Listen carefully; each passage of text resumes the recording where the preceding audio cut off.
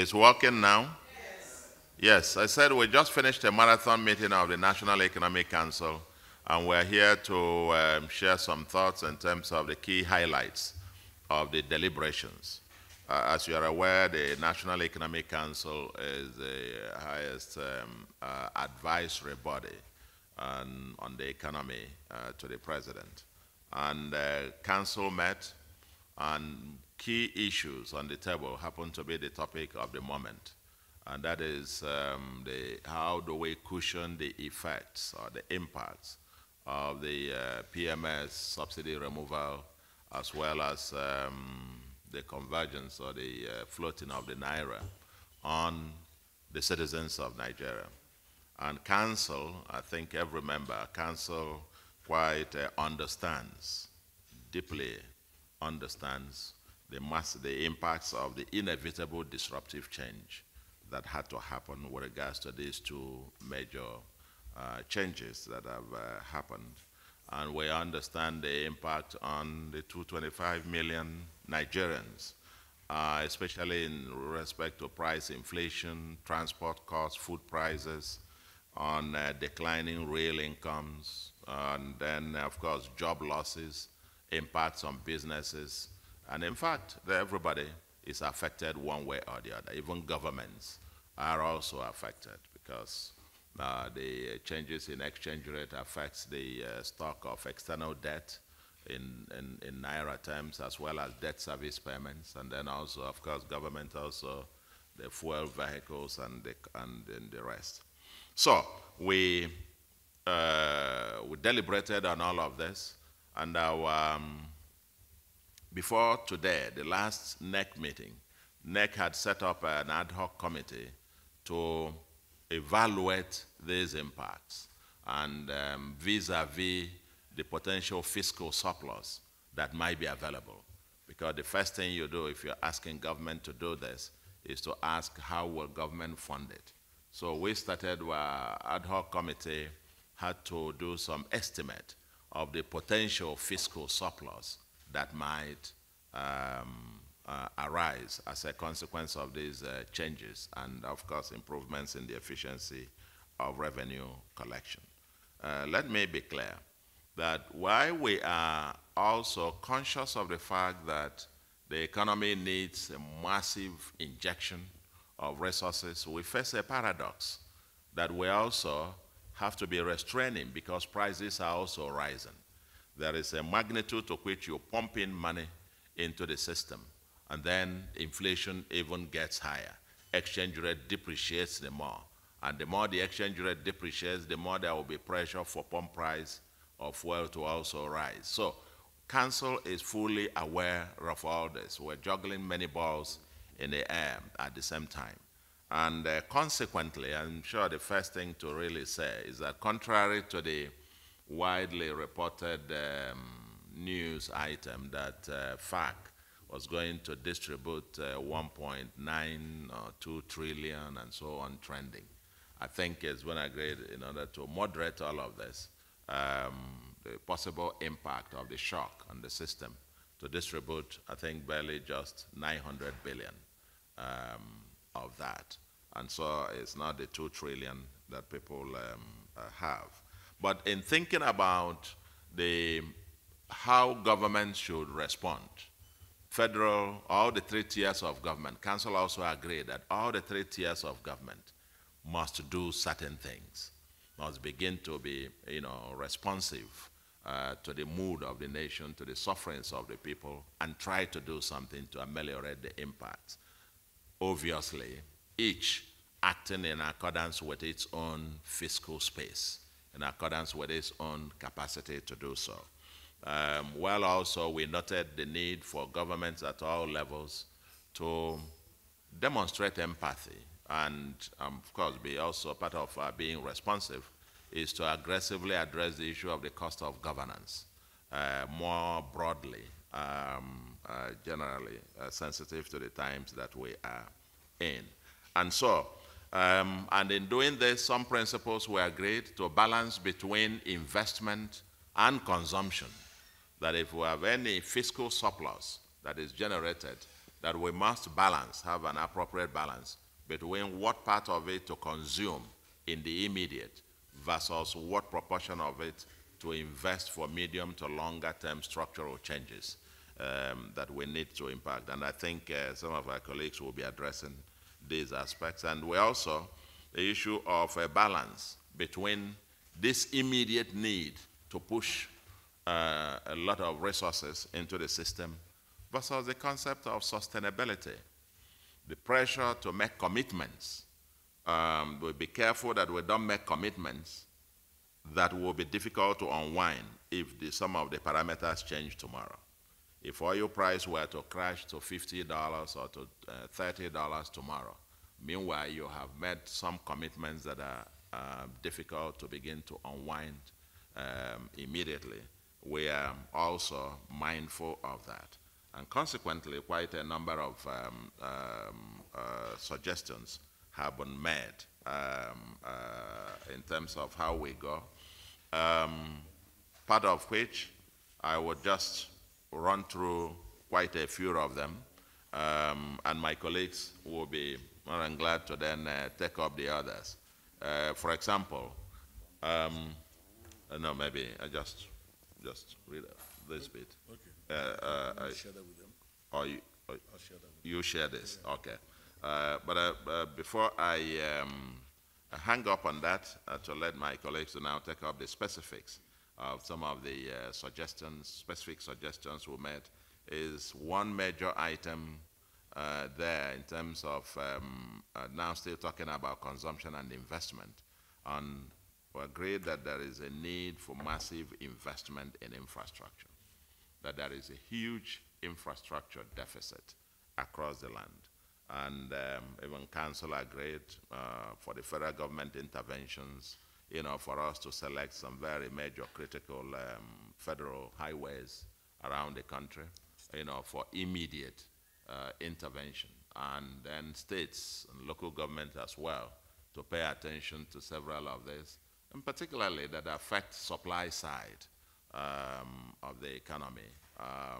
Something like investing in rural roads that get to agricultural areas and so on to boom up agri production, as the case may be.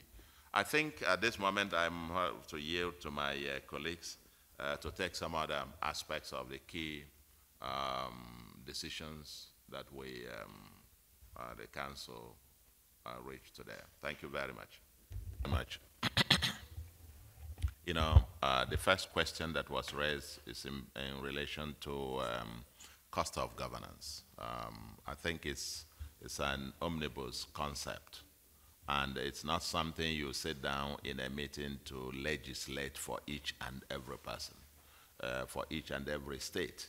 But the fact that the Council recognizes that this is an issue that each government, each tier of government should now focus on as an area of concern, that we mustn't, even the cost of running the state and the way even we live.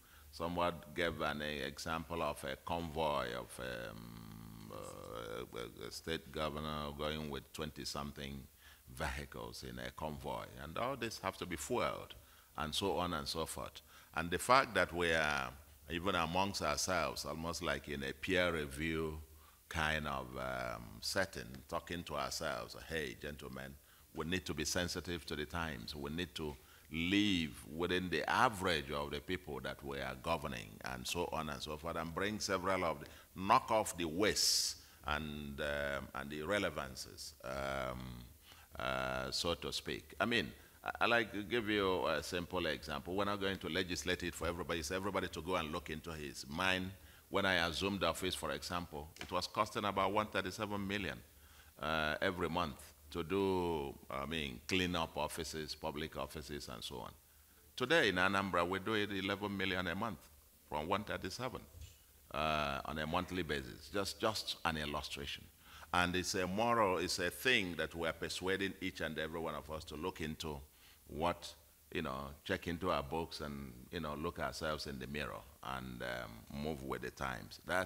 It's not that the Council start to begin to prescribe, you have 12 number of advisors or 5, and this. We didn't get to that, but each person will do that.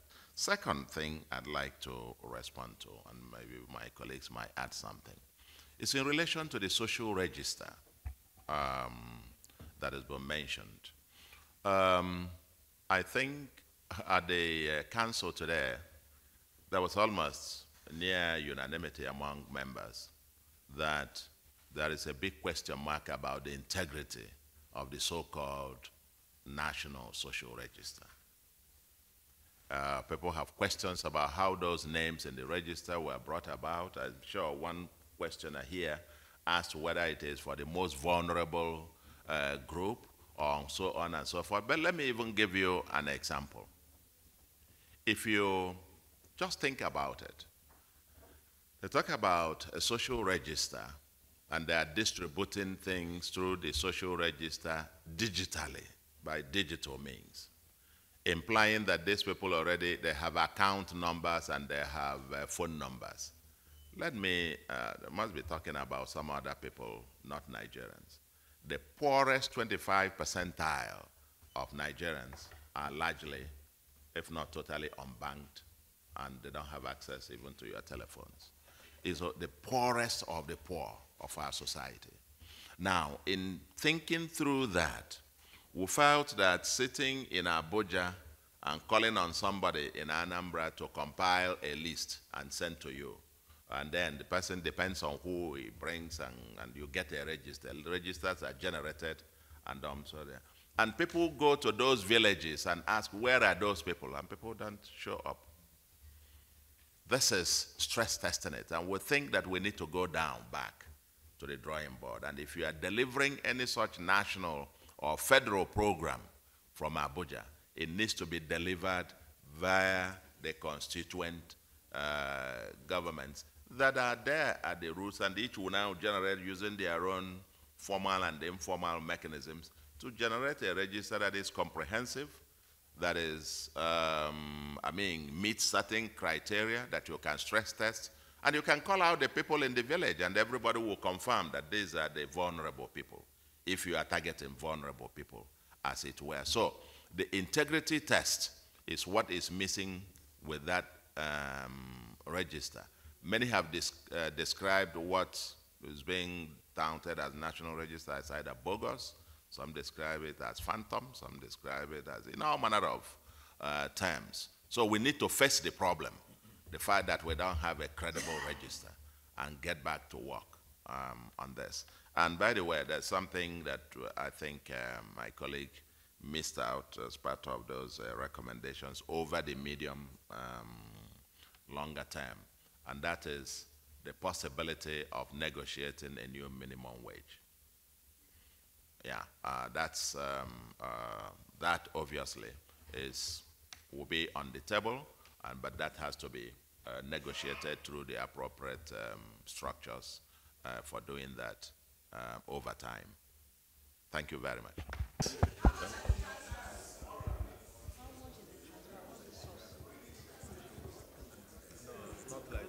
To decide what it is. Yeah. Yes. Let me respond to something because it's important to make this point pointedly. Clear. It's the NEC meeting that just finished, and there are layers of work going on the economy.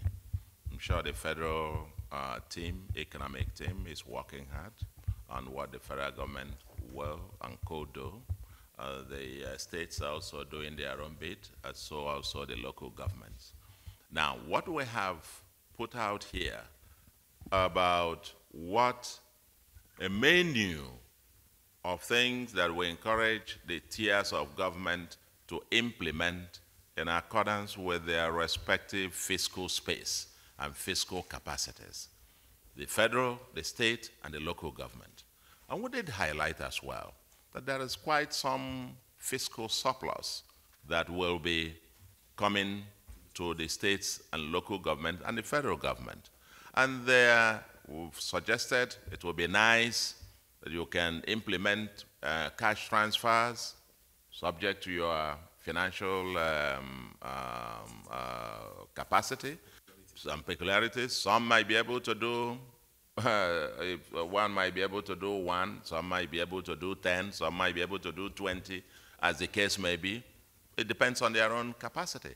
Maybe there may be a state, or there may be some that are not even in a position to do that now. For example, if you have a state that has been owing, where salary arrears workers have been owed for 3 years or owed for 4 years, and the priority now is to even start paying down some of the salary arrears, or where pensioners have been owed their pension and gratuity for 7 years, for example. The priority now might be to use part of the surplus to pay that. Then, but there are also states that are with bumper harvest, and they could say, you know what? I want to deploy a chunk of this to implementing cash transfer and several of the other immediate programs. And that's why we couch this point that this is ultimately still a federation. And the various states and local governments and federal government are at different levels in terms of their fiscal space and fiscal capacity. So, states, local government, federal government, depending on their resource, if the federal government decides to do the same cash transfer, for example, we're recommending that they should do so using the framework of the states and local government that are nearer to the people, so to speak. That's basically that. So we didn't sit down there to begin to say, oh, okay, this one, your cash transfer will be like what is being bandied in the media, whether it's 8,000 or 10,000 or 1,000 or whatever. It will depend on what the state, if the state can afford it, and what they can afford. And I guess this is very important that we communicate this clearly.